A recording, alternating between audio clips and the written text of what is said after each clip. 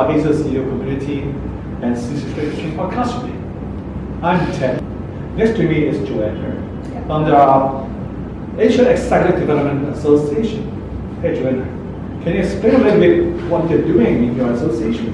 Yeah, okay, thanks for the invitation first. Well, actually, this Asia Executive Development Association, I mainly focus on providing corporate executive training. And my idea is to really cross the board and not only for Hong Kong market at some point, particularly for the Greater Bay Area, and then go to the expand to the Asia Pacific market. Oh, it's a big vision. Yeah. So you have a lot of different programs for corporate both in Hong Kong and GBA companies, right? It will be gradually developed. Gradually, it's efficient. Yeah. Wow, that's great. It's 17 million people that you're telling. I hope at least Hong Kong will set as a platform for them to come over and exchange, including the Asian Pac, also rolled out countries to pass through Hong Kong to Greater Bay Area. I mean, this is the geographical expectation from the association. Well, interesting. Well, it seems that there's a lot of cultural issues, right? Different countries, different area, different cooperation, and different cultures. How do you see the pros and cons having the cultures come together? Well, I think it's really a learning process. And for me, for the side of this association, I hope that we could provide continued education. This is the main thing, that to everybody who is eager to learn and improve and advance themselves. So I think for Hong Kongers, I think we have a kind of advantage. This is East meets West place, right? So we should be better able to grasp the different cultures of the different countries. Whereas, for example, in China, maybe they are a little bit more inward. So on the cultural stuff, they may want to learn and explore more. Whereas for like the Belt Road countries, I think they also want to learn more, and also because China is a big market, they also want to go in. So I think that in between we kind of like facilitate and hope that we could help them to understand each other better. Because a few years ago, I remember there are lots of kind of complaints from the Belt Road countries that they feel that, a lot of Chinese companies, they come to our countries and said, I'm going to learn, teach you how to do things. But they feel a little bit reluctant on that. I think this is just a cultural miscommunication. So if we can both appreciate each other better, the culture, how they do things, and what are their advantages or some of the strengths. So each country, different countries can benefit each other better. And for key executives, they can advance in a career better as well. Right, since you're studying in Hong Kong, right? So supposedly most of the Hong Kong people will have a chance to go through your platform and learn more about the GBA as well as government role in the country, right? So what do you see the major deficits? The deficits of Hong Kong people will be lacking at this point in time. They will want to help them to equip them with more. What kind of focal point? Well, sometimes I feel maybe we are kind of economic-wise, we are kind of like a rich economy, right? So people, or say a lot of the youngsters nowadays, I feel they're quite satisfied of where they are and kind of stagnant. Not complacent. Yeah, not that kind of chasing for improvements as compared to more developing countries like China, I would say. Although it's kind of like a very economical wise, the GDP is still good, but then they are still, to a certain extent, classified as developing countries. But then, because of this stage, they are more eager to learn and read a lot of books. They are really eager to grab a lot of information. But as compared, our youngsters nowadays, they are more backward. So this is something that I hope that through some of the platforms we can give them a kind of like a taste or understand what the efficiency could be and compare. Because I remember a few years ago when I sent my girls to some summer camps in China, and after the mingle with a lot of Chinese, I asked her, what would you learn and gain? She said, the English are excellent. So it was a few years ago, right? So if you are not there, you cannot really feel the difference. You will still feel, your English should be worse than we do, right? Because in Hong Kong, we should technically, we learn English from kindergartens. But nowadays, they have to know where they are and the deficiencies and the difference, so, and try to pick up. I think each country has their own advantages or their beauties or strengths, right? And but not only appreciate our strengths, but we have to learn the strengths of others and their weaknesses so that we can complement each other and improve ourselves. This is something I hope that we can help our youngsters or say people, citizens in Hong Kong further and across the region. Okay. So since you were in the college, I mean, I said, right, previously, and you took care of a lot of students, right? Technically, not exactly my target because I was targeting for the corporations. Our department by that time was for external training. But having said that, I also organize a lot of events for the students because it's also my passion. Okay. I feel that, well, if my office is and my center is in a university, but I'm not touching them, I'm not helping them, I feel something left behind there. And we also hire a lot of student helpers. That's why I can get a better feel of how our youngsters today are and hope that we can do something. And I also tell my staff, I said that today they are not our target audience, but after they graduate, they should come to us, right? After all, they're fine. Yeah. Well, that's fine, right? Yes, and continued education is important. So this is what I see is a chain right now. Okay. So now when I set up this association, I hope to extend this kind of thinking and service. Okay. So compared to Hong Kong and China's students, what do you see the major difference are? I think they are more ready to ask questions. Maybe Chinese students more ready to, and usually they will do quite a lot of preparations before coming to class. And I would say we did organize some kind of summer camps for them. And I also asked our professors what do you find. Oh, they are really smart. Okay. So they're not from the top tier universities, but I think the passion to learn is something that I think our students now is a little bit left behind. And I think, for example, now we have the online training for all the universities. I could definitely assure that quite a number of them, they just turn on the camera and then doing other stuff, right? So as compared, I think this is the attitude that something that we are lagging behind others, but we are not aware. Okay. So they're too well fit, right? Yes. Because maybe the environment, or we as parents spoil them because we are richer economy, so everything seems that it is taken for granted. Yes. I see. But for the Chinese, I mean, they are more struggling, and the competition is key. So they have to work harder, much harder to break through. So I think perhaps it's kind of like a different down cycle that affects. So back to business, I mean, COVID did a lot, it does affect a lot of business. Yeah. What do you see the opportunities upside rather than downside? I think people will, to a certain extent, people should sit back and check for their deficiency, right? Because they don't need to rush working every day and night, and they should have plenty of time at home. So I know, particularly like cooking classes, cooking skills are the drugs, right? And of course, to a certain extent, I know a lot of even universities or corporations, they always said, oh, you can do work from home forever, right? So this is a different kind of skill sets and communications that we have to pick up and learn and see. Well, we should see all these are opportunities instead of disasters or whatever. This is something bad. But the world is changing every day. So I would say this is a change in crisis management. So as long as you can manage this well, it's just a different mode. We said the new norm, right?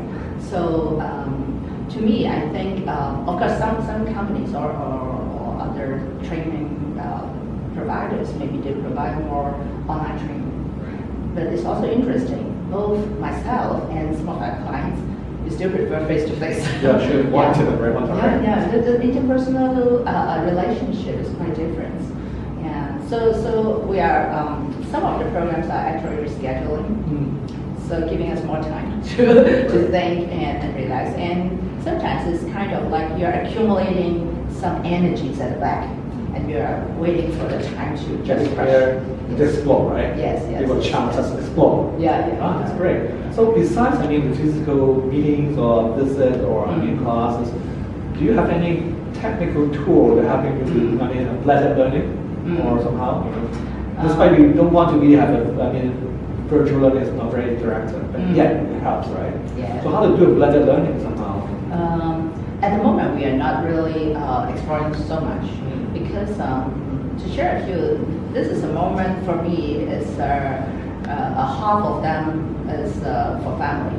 Okay. Because as a coincidentally, my husband got cancer last year. So this is, but I have to face this reality. And then that's why while the business is not so busy, it's also a good time for me to take a rest and also a company. So I'm not putting a lot of efforts on the business at the moment, but on him. So sometimes this kind of work-life balance, maybe in the past I don't do it well. Yeah, I work too overwork. So this is the time I'm a little bit relaxing and taking care. And I think during this period, what I learned more is patience and how to face this kind of adversity. Basically, I think my EQ is quite high, but still need a lot of improvement when you face this kind of tragedy. So this is something I'm learning. And lately, I'm having a partner. So we have discussed a lot of different programs that we could develop more. And I think sometimes it's important to have real partners to work together, so you can discuss things more and also to explore ideas. So this is where we are moving to stage 2. We will add a little bit energy or trouble to pick up the things. Well, talking about the city, right? High EQ or good EQ. Where does it come from? Did you learn it from your parents or inherited, or somehow you learn it from the past experience? I think both. Okay. If you ask me, for example, like my girl, my younger girl, I feel she is lack of EQ in the past. So I try to send her to classes, and I think she also picked it up herself. So now I also see, hey, she seems much better. For me, I personally think it's inherited from my parents. But I think in addition is when during the time when I was pregnant, because I don't want my baby to be a nasty, right? Okay. So I will always calm down myself when I get angry. Calm down, don't get angry. Calm down. Okay. So at the that's a training. Yeah, that's a training. So after a while, I feel not much change, right? And I think also, I this is also one of the very interesting topics that I'm keen on to learn a bit more from here and there. So I think it helps us. And I think nowadays everybody says that IQ is not important, but EQ. So right. EQ, AQ, right? Yeah, and AQ. So we have to, if we are going to advance ourselves, we need more of this kind of training as well. Sometimes people are looking into mindfulness, right? Actually, how to facilitate your own self, sort of moderating your own self. Should be calm and stable and be alert, right? Yeah. So that's very important for life, right? Yeah. And maybe also because I'm a Christian.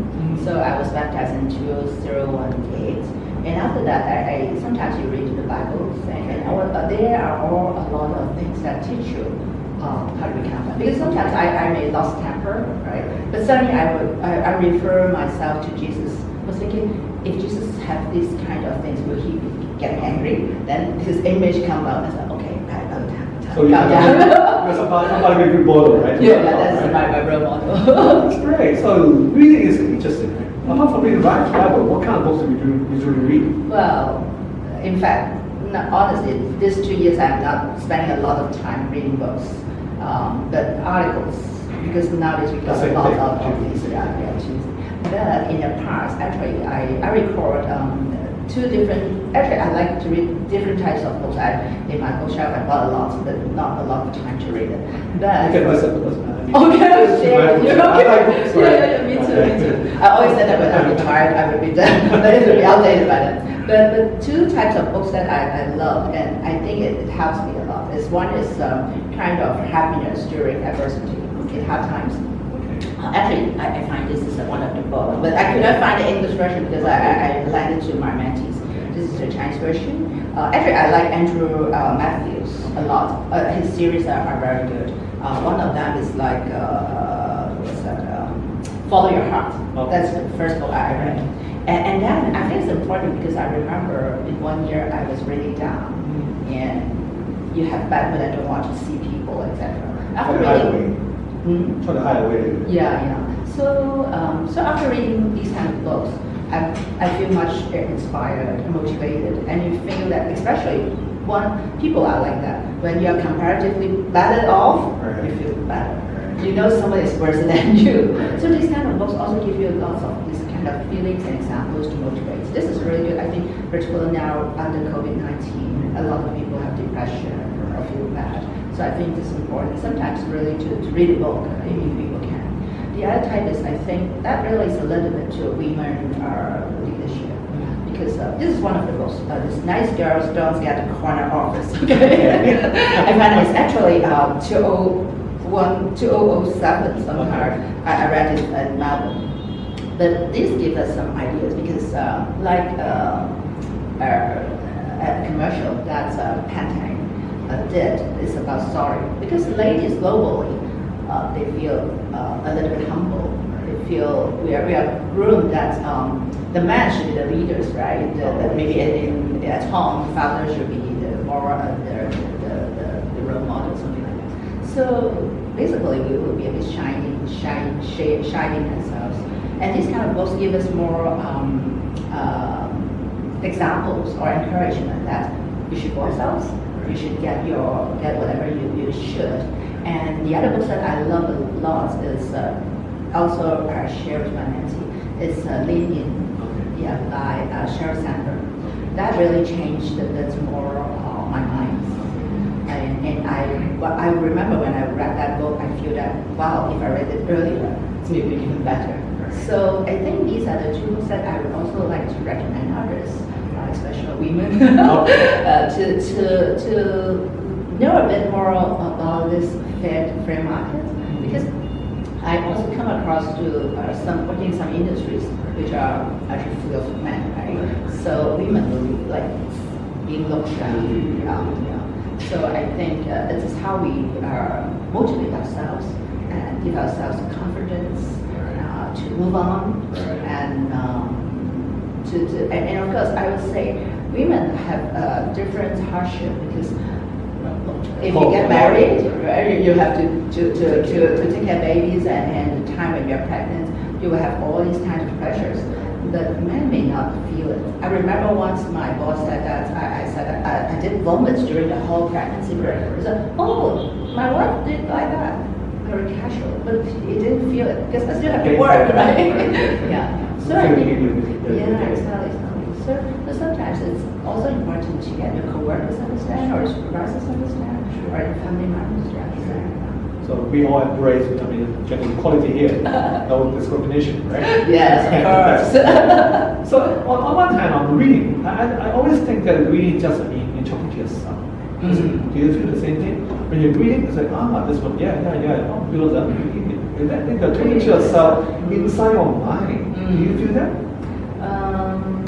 Well, to a certain extent, yes.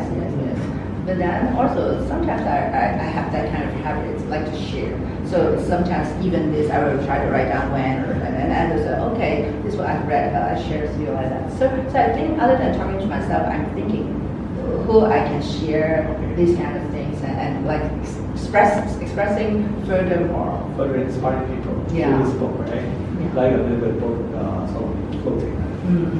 Yeah, hopefully. Although I'm not doing very well on that, but this is something I feel it's an asset to us. And if people realize the value of that, I'm very happy. But of course, people will say it's too old, outdated or whatever. So. Well, I love to know books, right? I want to book use books on it. And to me, books doesn't mean book. It means permission to me. Yeah. I don't read. Sometimes even the cover is inspired. My habit of reading books, I don't really read it. I just feel it. I don't read it end to end, right? Exactly. I also, the moment I buy it, I was inspired. Right? Exactly. I buy the inspiration rather than the content. Yeah. Content means nothing to me. Inspiration does, right? Yeah. Exactly. Right. So this is the COVID time. I think many of our audience here having quite a tough time here. So, sorry to hear about your story, but yeah, you know, that's great. That perseverance, kind of, you know, endurance. What kind of advice you give to our audience here? How to face confidence? Well, I think we have to accept this is the reality, right? And we have to face it. Don't think that this is something I can hide around. So as long as you accept it, you also, because yesterday I tried to read it to my husband as well. He said, oh, you read it for me. I said, okay, this is something that I grasped from this here. He said, okay, when you face something, you should find a way that what is something good from this experience for me. So for example, COVID-19, it could be bad to a certain extent, right? But think about, as a Christian, I would say that, oh God, is really amazing. Everything stopped, right? Stopped, right? How can you make the whole world stop for a while, right? No traveling, no business activities. You just stay with your family. So how nice is this, right? The time for reflection. Yeah, and even the whole nature is reborning. I remember they said that a lot of the carbon dioxide is lesser, the emission is lesser, and there are more greeneries, and the sun is more rainbows. Exactly. More rainbows. So we should appreciate the beauty of the nature. What does it mean to us?